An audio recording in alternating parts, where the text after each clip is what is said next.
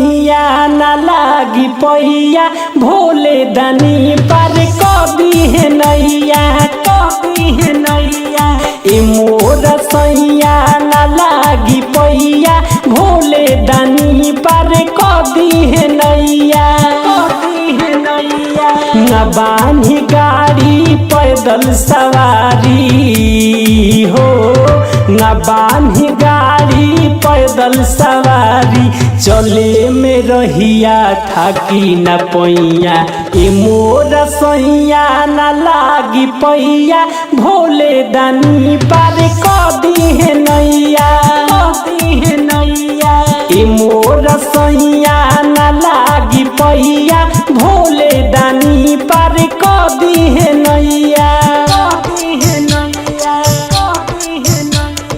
तमाशा digital recording studio Lakhaura.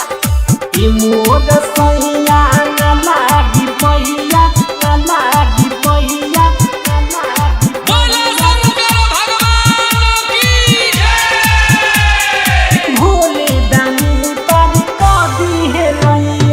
बोलबम जय शिव बोलत चले के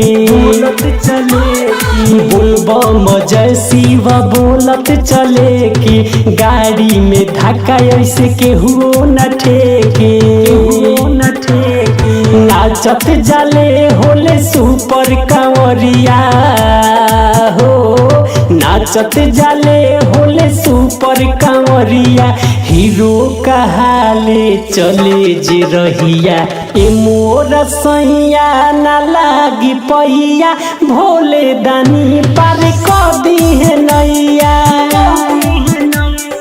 ए मोर सैया न लागी पैया भोले दानी पार कदी है नैया।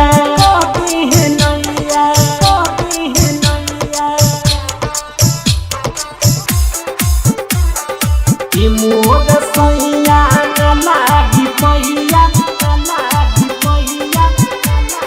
प्रेम से बोली बाबा महेंद्रनाथ की। भोले दानी पार कदी है नैया। बाबा के दर्शन बावे जरूरी भोला के दर्शन बावे जरूरी तबे नु सपना हमनी के पूरी अर्जुन दीवाना न करी बहाना हो अर्जुन दीवाना न करी बहाना गाए का राजू चली गवैया ए मोर सैया न लागी पैया भोले बाबा पार कदी है नैया ए मोर सैया न लागी पैया भोले बाबा पार कदी है नैया न बानी गाड़ी पैदल सवारी हो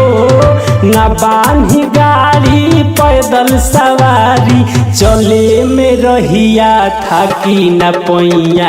ए मोर सैया न लागी पैया भोले दानी पार कदी है नैया